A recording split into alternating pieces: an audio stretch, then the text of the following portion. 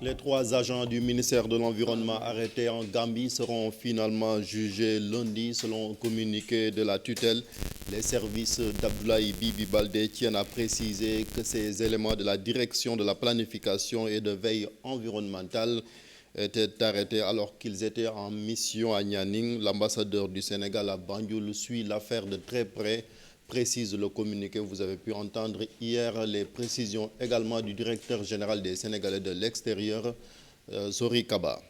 Crispation du milieu scolaire, le gouvernement annonce l'octroi d'une enveloppe de plus de 24 milliards de francs CFA pour le paiement des rappels des enseignants, une décision qui sera appliquée dès le mois de juin, annonce Birima Mangara. Le ministre du Budget s'exprimait en marge d'une rencontre réunissant les membres du gouvernement, les syndicats d'enseignants, mais aussi le Haut Conseil du dialogue social.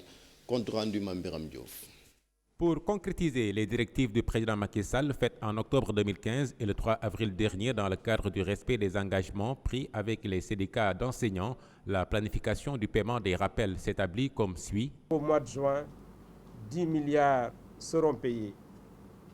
Au mois d'août, 5 milliards vont être apurés et les 9 milliards 200 feront l'objet de paiements durant le dernier trimestre de 2016.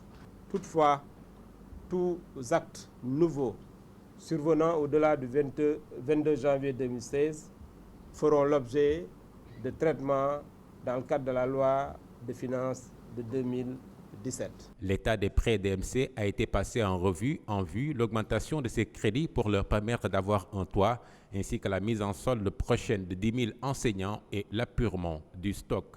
Loin d'être satisfaits, les syndicats d'enseignants listent les autres points sur lesquels beaucoup d'espoir étaient fondés pour le règlement. Par rapport au système de rémunération, il faut le dire, ce n'est pas précis. Nous avons des inquiétudes parce que le ministre du Budget nous a dit qu'il ne peut pas présentement nous donner des informations sur la question de l'alignement de l'indemnité de logement.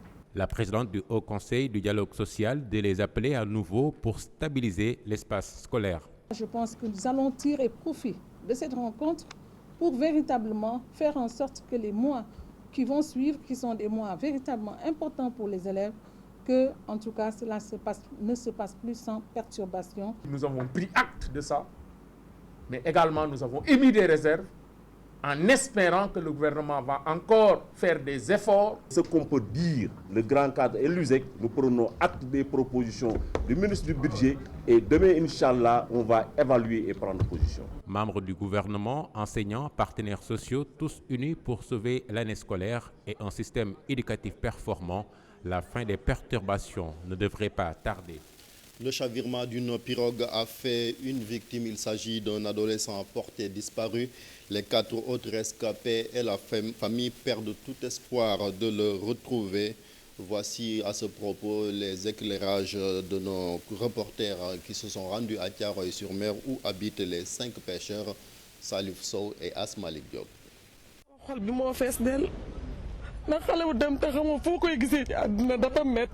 Dame Diop, âgé de 17 ans, la pirogue dans laquelle se trouvait le très jeune pêcheur a chaviré non loin de l'île de Gorée. 5h30. Il était 5h du matin. C'est une houle qui a frappé notre pirogue.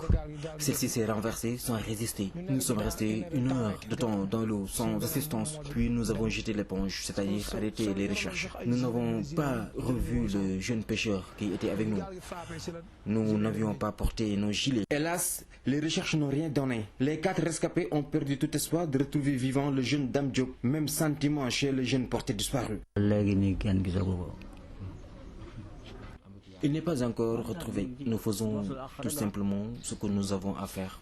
Une fois retrouvé, nous allons certainement l'inhumer et prier Dieu. Nous demandons à tous ceux qui tomberont en premier sur lui de nous informer très rapidement, car c'est très dur de perdre quelqu'un dans ces conditions. Pratiquement ça arrive tous les ans. L'année dernière, à cette même période, 3 pêcheurs ont péri dans une situation similaire. Les chavirements des pirogues sont fréquents.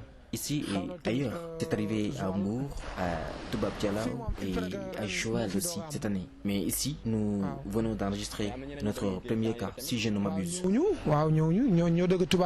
À chaque année, son lot d'accidents en haute mer, ses pertes en vies humaines, ses dégâts. Les mêmes erreurs se répètent pourtant, à l'image de ces vagues qui viennent mourir sur la plage de Thiaroye-sur-Mer.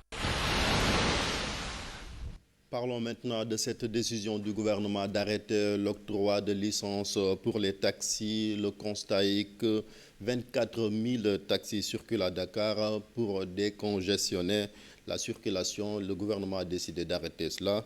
Une mesure bien accueillie chez les taximens. Voici le reportage de Maïmouna Ndiaye. Babacar Ndaw est un ancien chauffeur de taxi. Depuis quelques années, ce père de famille est à la retraite. La cause, il ne se retrouve plus dans ce métier. Quand j'exerçais ce métier, le nombre de licences était à plus de 6 000. Maintenant, avec l'importation, les taxis ont envahi Dakar. Beaucoup de chauffeurs s'en sortent difficilement aujourd'hui.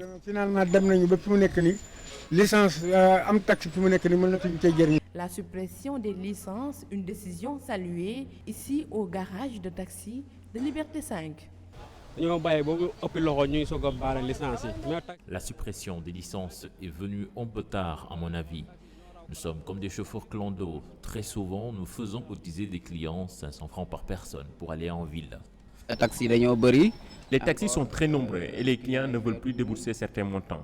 Cette mesure vient à son heure. Mieux, ce chauffeur de taxi préconise le renouvellement de leur parc automobile. La suppression des licences est certes salutaire, mais le renouvellement du parc automobile des taxis est mieux. Je trouve même que cela va réduire considérablement les accidents. S'agissant des chauffeurs clando, comment vont-ils accueillir la mesure? En tout cas, ceux que nous avons rencontrés n'ont pas voulu s'afficher, mais ils ont leurs avis. Politique, avant de terminer, les réformateurs apportent la réplique à Maître Abdoulaye Babou. L'ancien président de la commission des lois de l'Assemblée nationale avait estimé que Modou Diagne Fada doit perdre son poste de président du groupe parlementaire des libéraux et démocrates car il a démissionné de ce parti. Faux rétorque le porte-parole de cette structure, Babacar Ndiaye, qui soutient que Modou Diagne Fada a été exclu et il s'étonne également de l'intérêt que l'avocat a pour cette affaire. Voici les éclairages de Babacar Ndiaye au micro de Pape Faranyeng. Écoutez, la langue française est très nuancée, mais elle n'autorise pas, si on est de bonne foi, à confondre exclusion et démission. Modou Diagne Fada a été exclu des rangs du Parti démocratique sénégalais. Il n'en a jamais démissionné. Cela veut dire qu'il n'est nullement aujourd'hui sous le coup de la loi qui stipule que tout député qui démissionne de son parti en cours de mandature perd son poste de député expressément. C'est vraiment de l'alchimie politique. Et encore une fois, il est très curieux que Maître Abdoulaye Babou, n'est-ce pas, donc, nous serve de telle légèreté, à la limite expressément grave, mais qui n'engage que sa petite responsabilité. C'est la fin de ce bulletin d'information. Merci de l'avoir suivi. La suite de Yaoulène, c'est tout de suite avec Pape Cheikh Diallo.